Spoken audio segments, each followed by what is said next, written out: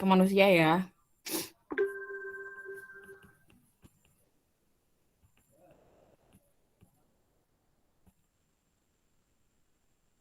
Hmm, terus kenapa alternatif lain, opsi lain, kenapa harus sampling udara?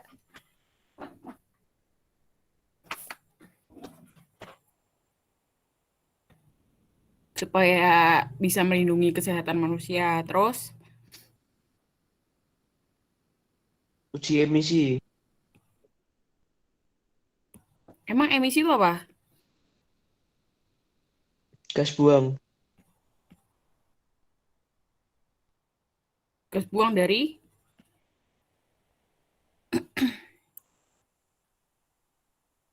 pembakaran mesin,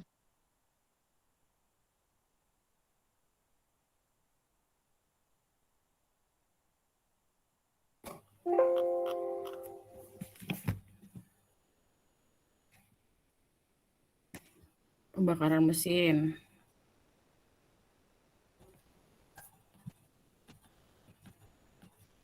Terus ada lagi, kenapa kok harus sampling udara? Satu lagi nih, satu lagi. kelembapan, Kenapa kok parameternya? Kenapa kita harus menguji kualitas udara?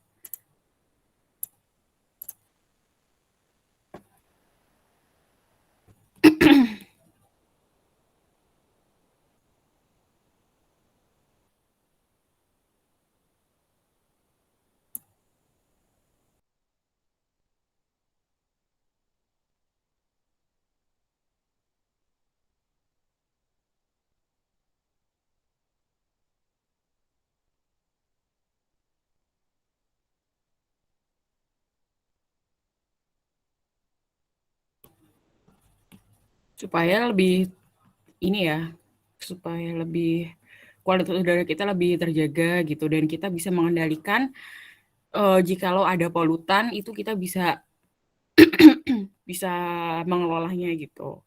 Oke, pertama adalah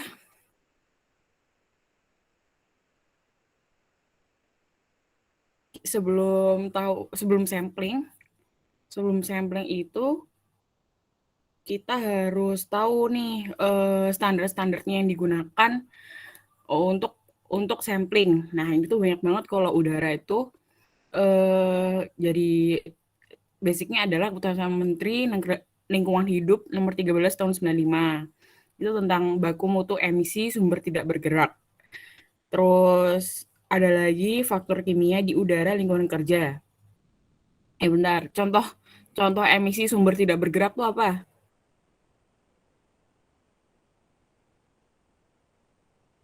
Emisi itu Kawah gunung, yang tadi Rifa bilang dari ini ya dari mesin gitu kan. korupsi, Nah, ini di sumber ber, dia si emisi itu ada dibagi dua jadi sumber tidak bergerak sama sumber bergerak. Kalau sumber tidak bergerak contohnya apa? cerobong asap, mesin, Cerobong atau chimney gitu ya.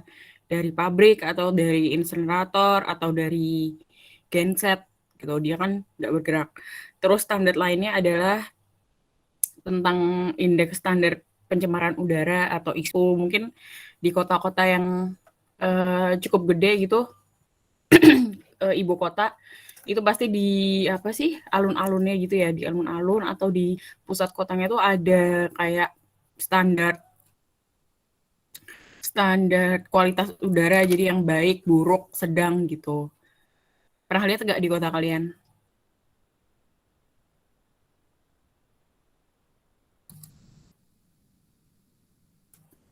nggak pernah. Kota kota kecil Bu. Oh iya, ya di kota besar coba deh cari walaupun dia tuh nyempil dan terkadang nggak jalan si apa tuh namanya si papannya itu tapi pasti setiap dinas lingkungan hidup tuh menyediakan. Nah, terus baku mutu udara ini yang ambien itu adalah lingkungan kualitas udara yang kualitas udara yang menerima polutan dari emisinya ya. Jadi parameternya itu adalah SO2, CO, NO2, O3, HC, PM10, PM2,5. Ada yang tahu nih nggak perbedaan PM10 sama 2,5 apa? PM10 sama 2,5 bedanya apa?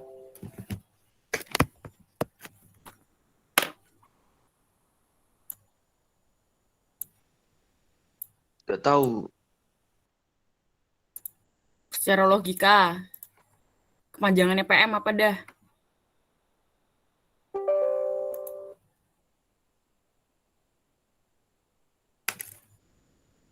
Padahal di situ udah terlihat jelas loh.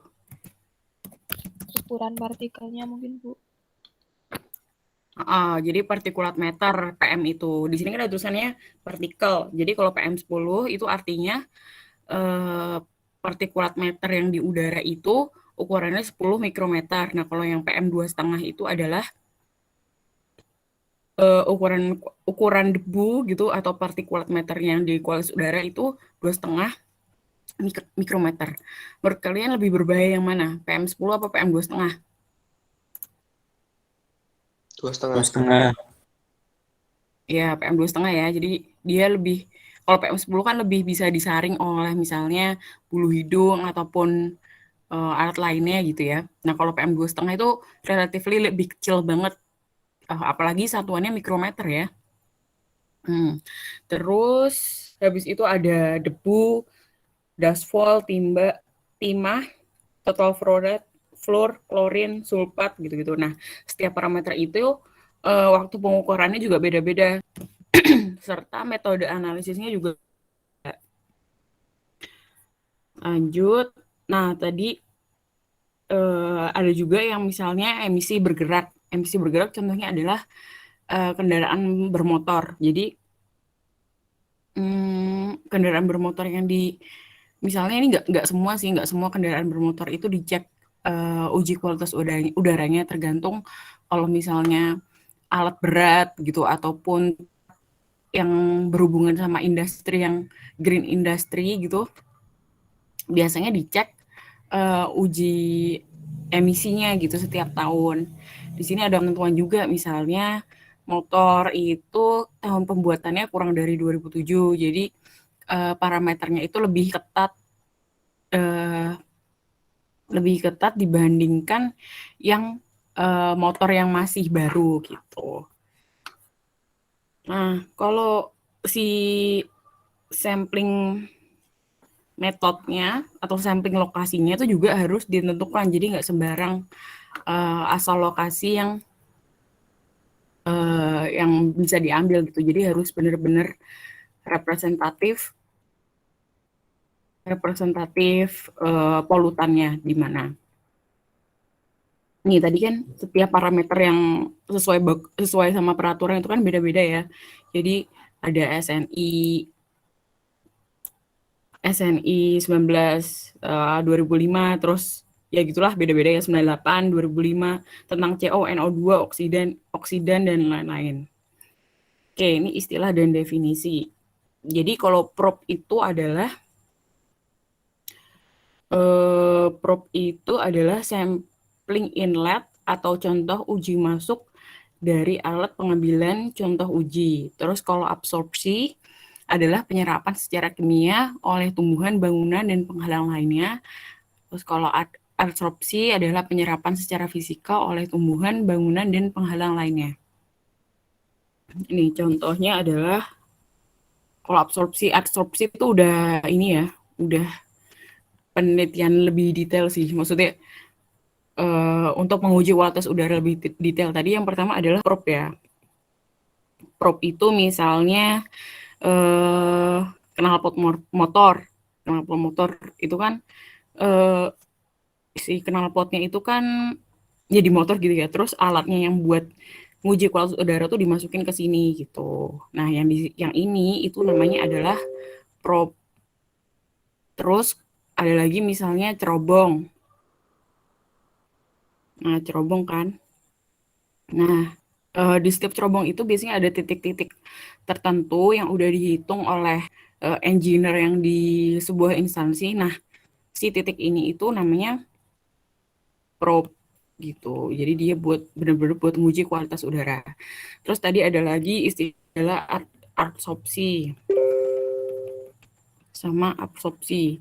Tadi kan bedanya kan AB sama AD doang ya. Kalau kalau AB itu adalah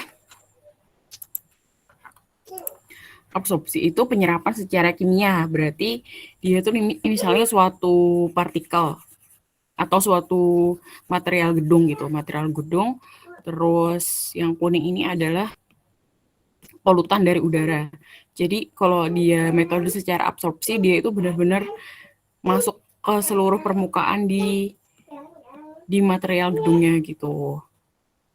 Nah, kalau absorpsi ini sama contohnya adalah material gedung. Terus yang kuning itu adalah polutannya. Jadi dia kalau secara fisika itu cuman di luarnya doang, luarnya tok yang tercemar gitu.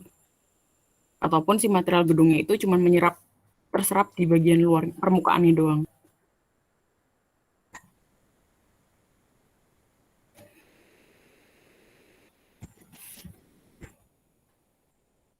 Lanjut.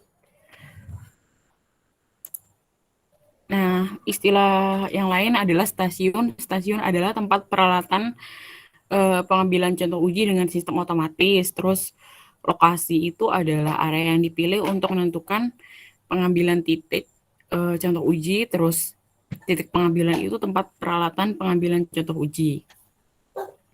Ada lagi isoplet, itu adalah garis yang menggambarkan konsentrasi yang sama dari penyebaran polutan penerima. Model simulasi adalah model matematis yang digunakan untuk memprediksi penyebaran polutan atau pencemar dari suatu area yang akan dipantau.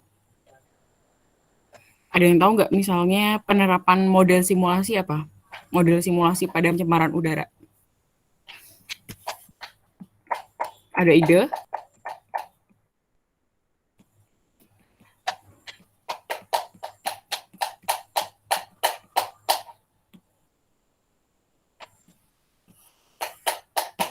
Nggak ada.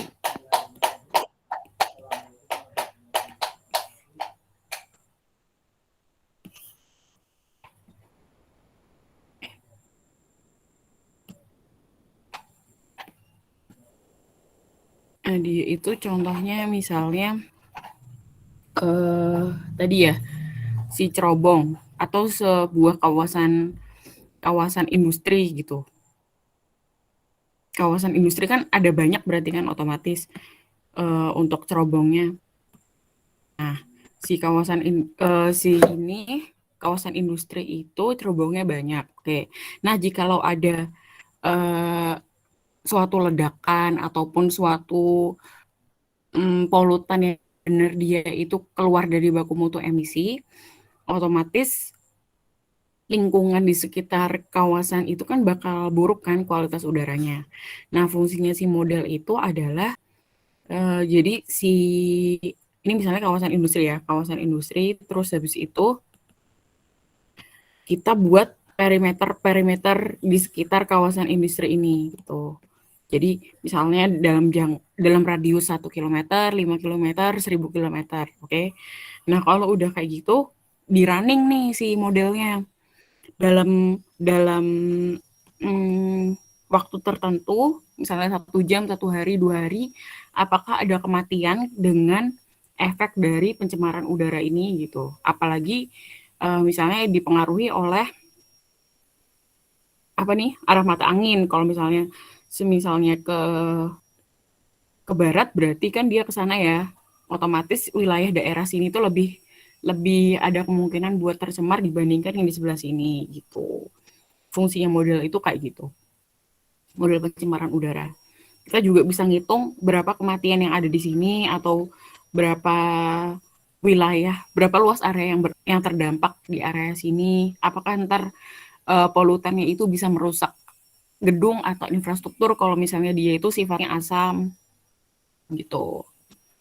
Ini udah high level sih ini. Dan kalau misalnya running itu mahal banget nih. dijualnya si studinya. Lanjut.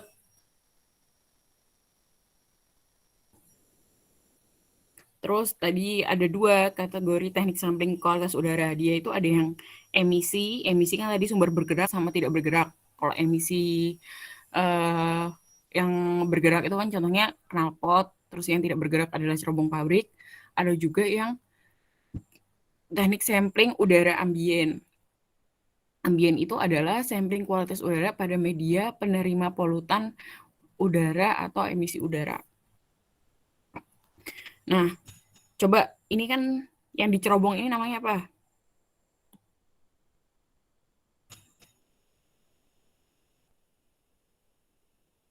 Uji apa? Emisi apa ambien?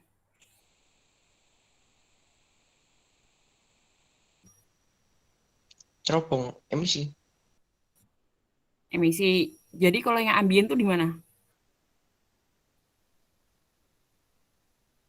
Kita menentukan titik-titiknya di mana? Di sekitar bangunan gedung ya. Ya, jadi di sekitar sini ya. Gitu, udah paham ya? Ini gampang banget sih pengertiannya. Lanjut. Nah, si penentuan lokasi ini contohnya yang ambien itu harus representatif dengan konsentrasi pencemar tertinggi, terus harus yang kepadatan penduduknya tinggi, terus di daerah lokasi penelitian, di daerah proyeksi sama mewakili seluruh wilayah studi. Ini contohnya yang tadi juga industri, kalau arah angin dominannya kita harus mengambil sampel pemantauannya itu lebih banyak yang ke arah dominan gitu. Tapi biasanya sih semua arah mata angin diambil diambil kualitas udaranya.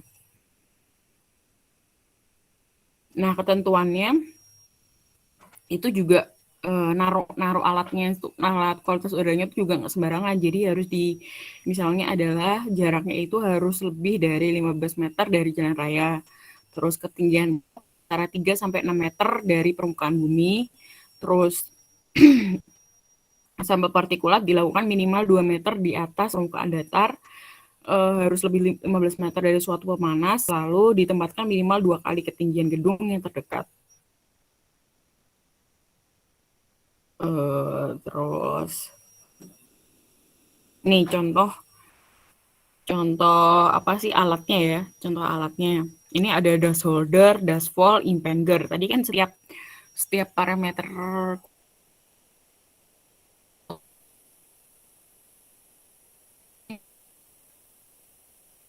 itu juga beda-beda. Jadi biasanya untuk uji kualitas udara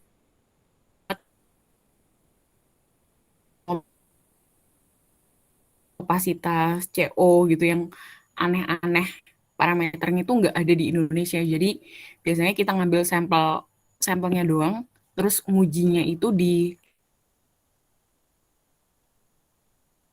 ya gitu.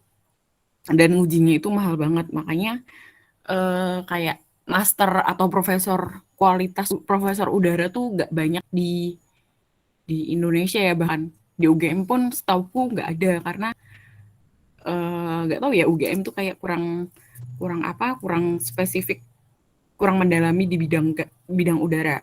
Bahkan dulu profesorku yang di ITB itu S1 S2-nya tuh di UGM, jadi kayak basicnya kan anak UGM gitu, tapi malah jadi dosen ITB dan jadi profesor udara di ITB gitu. Di ITB pun juga jarang untuk profesor udaranya, jadi emang benar-benar expert dan bayarannya mahal banget kalau jadi expert di udara, karena kan udara tuh kayak susah dianalisa gitu loh, nggak kelihatan kan dia. Tapi kalau misalnya kualitasnya buruk langsung berdampak signifikan terhadap kesehatan manusia. Terus ini contoh sampling udara ambien di lokasi stasiun penyaluran minyak. Ini dekat hitung opasitas dengan cara visual. Nah, ada lagi nih, misalnya syarat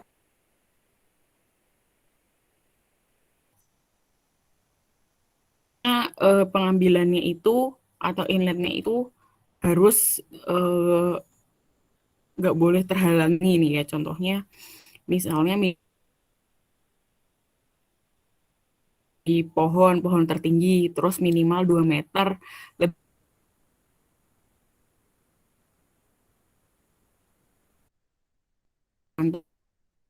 minimal 3 meter. Tinggi lokasi, peralatan pemantau kondisi, meteorologis minimal 10 meter. Juga contohnya kalau misalnya pohonnya satu sisi gitu, komplit lah itu di SNI nih ya, SNI 2005.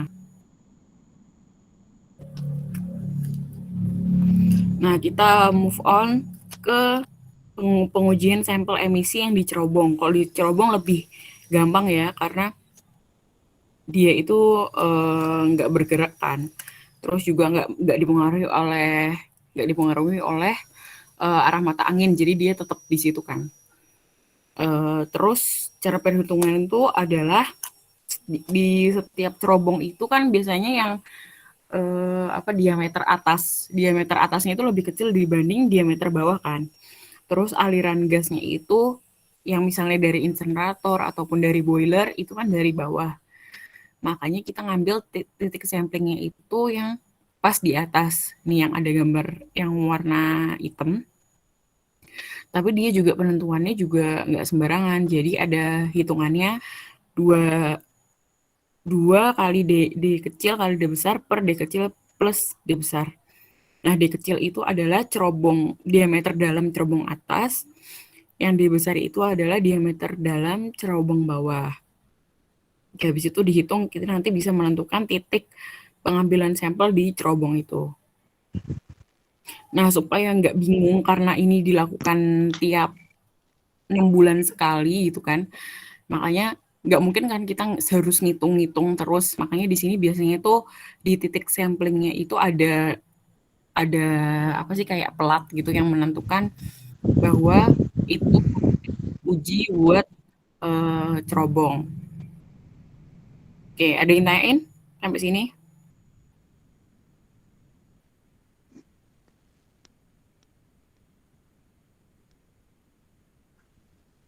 Belum, Bu. Sampling udara. Jadi banyak banget kan banyak banget alat yang digunakan atau yang pas dibawa untuk sampling udara. Contohnya impeller, pompa, bahan penyerap, selang, kabel listrik, gas holder, opasitas, termometer, anemometer, CO analyzer. Ini juga harus bawa full box, harus bawa blue ice, kompas itu wajib banget, GPS, supaya sampelnya itu tetap terjaga karena dia gampang banget juga atau sensitif gitu. Setelah itu setelah itu eh, si hasil analisanya itu di dicatat di form. Ini biasalah ya, dicatat di form. Nah, itu ada yang per 24 jam, ada yang 1 jam doang gitu ya. Dulu aku pernah sampling pas kuliah tuh 24 jam. Jadi shift-shiftan di jalan raya itu buat menguji kualitas udaranya. Nah, ini contoh peralatan yang misalnya debu itu pakai alatnya adalah high volume sampler. Jadi itu si high volume sampler itu akan menyedot debu-debu atau udara yang ada di sekitar daerah tersebut. Habis itu di dalamnya itu ada filternya. Jadi nanti di labnya itu ngebawanya tinggal dihitung berapa partikel yang nyangkut di dalam HVS itu. Ada juga yang pakai metode Impinger, jadi di dalamnya itu ada larutan, sehingga kalau misalnya kualitas udaranya jelek, otomatis larutannya jadi berubah kan, jadi berubah kualitas. Nah, di sini auto kedetek di situ di mesinnya. Oke, ini contoh analisa sampelnya. Kalau SO2 lalala pakai spektro, COHC gas itu pakai CO analyzer, TSP pakai gravitimetry, logam AAS, suhu, kelembapan anemometer pakai diary reading. Oke, segitu aja. Ada yang ditanyakan?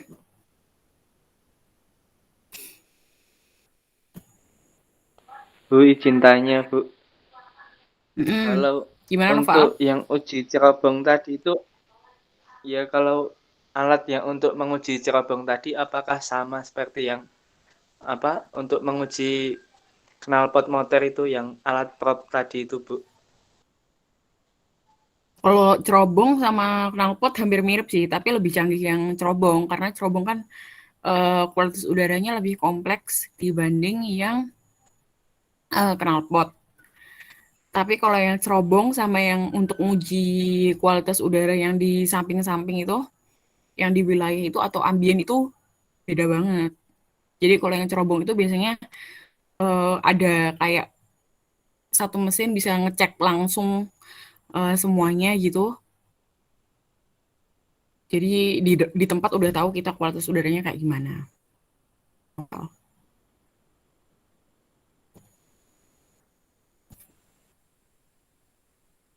Baik, Bu. Terima kasih. Ya, ada lagi?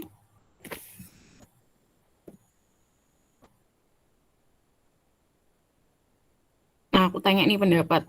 Menurut kalian, apakah penting mengecek kualitas udara dalam ruang?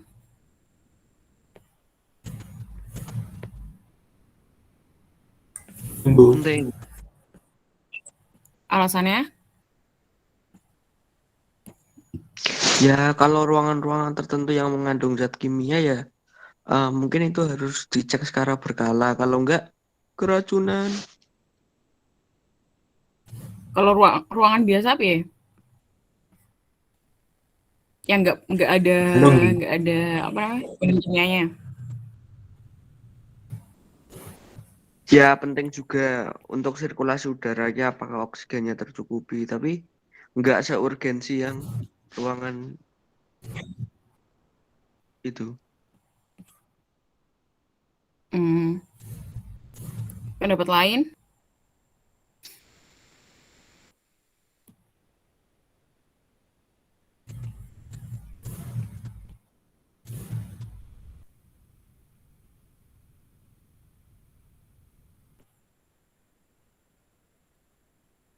Pendapat lain, ayo.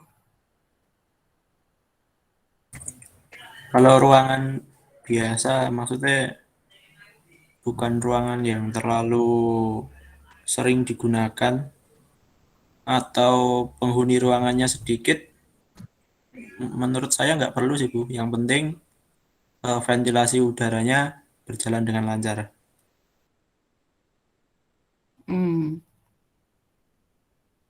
Yang lain?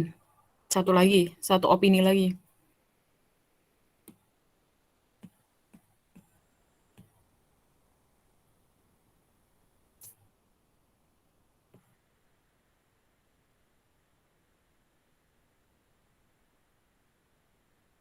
Jadi rival bilangnya nggak penting ya. Tapi kalau yang mengandung kimia lebih urgent. Tadi satu lagi siapa sih? Mahmudi ya? Atau siapa? Ya Bu. Mahmudi bilangnya nggak penting.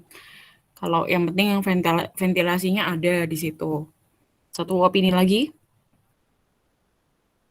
masih belum benar nih, kurang tepat opininya.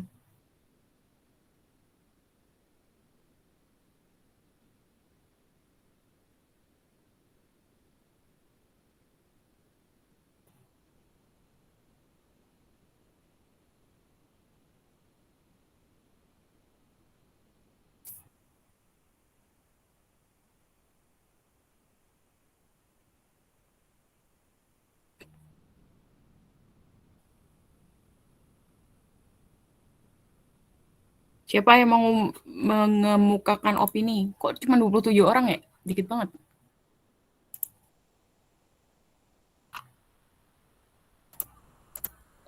Mungkin nggak penting, Bu. Yang penting sirkulasi udaranya bagus. Karena kualitas udara dalam ruangan mungkin juga dipengaruhi oleh kualitas udara dari luar, gitu Bu. Gitu. Oke, Yuriko. Ya, jadi jawabannya adalah yang paling benar itu menurut standar itu bahkan setiap 6 bulan entah dia ada kimianya atau enggak itu atau entah dia berbahaya atau enggak itu harus dicek. Jadi tadi kan ada pemantauan NAB ya, NAB nilai ambang batas fisika kimia di dalam indoor gitu. Nah, fisika kimia ini adalah contohnya ngitung lux atau apa tuh namanya? Cahaya, keterangan cahaya gitu. Jadi kan ada minimalnya kan buat yang di dalam ruang itu keterangannya berapa. Terus ada lagi suhu. Coba bayangin kalau suhunya kepanasan, itu kan pasti nggak nyaman kan buat kerja di dalam. Terus juga bisa mengakibatkan fatigue, kelelahan gitu kan. Kalau misalnya panas, yang dingin juga nggak bagus, jadi bisa kedinginan gitu, hipotermia misalnya kalau yang saking dinginnya. Ya makanya harus dicek suhunya. Terus ada lagi debu. Nah debunya itu berasal dari mana? Dari ini HVAC. Ada yang tahu HVAC itu apa? Anak sipil nggak tahu AC, HVAC? Bu. AC Ya, yang dari panjang kata itu, Bu. belakangnya AC. HV-nya itu apa?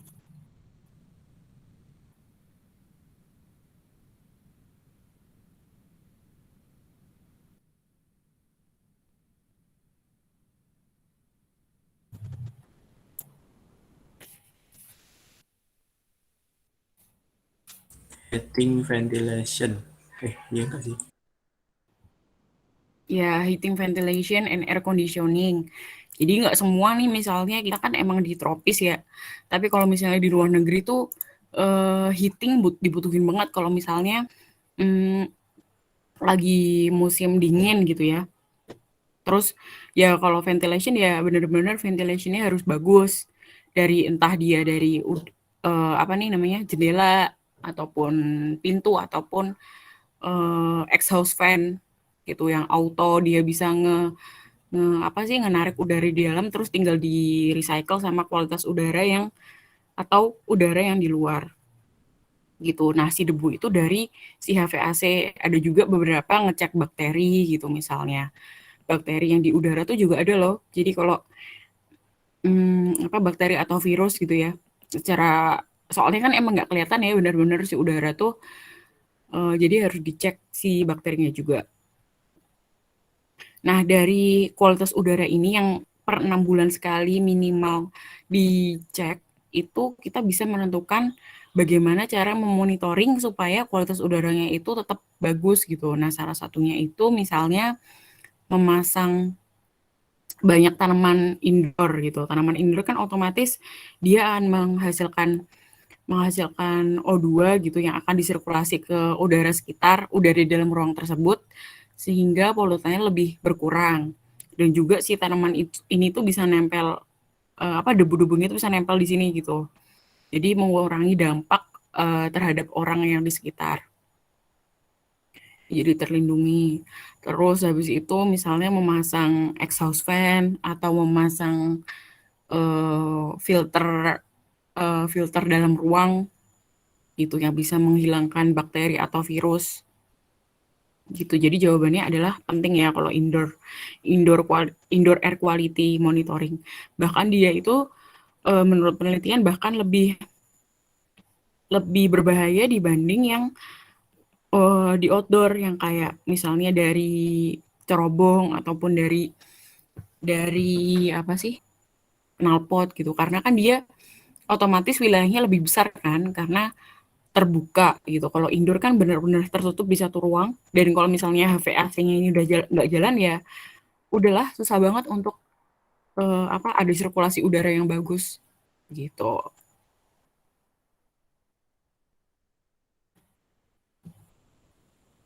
Clear?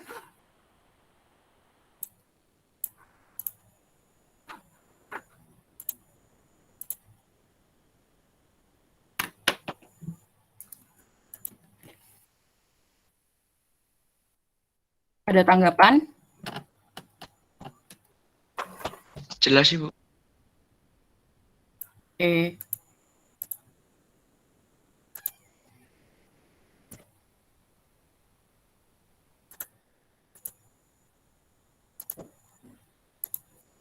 Ini aku absen lewat ini ya, apa tuh namanya? QR.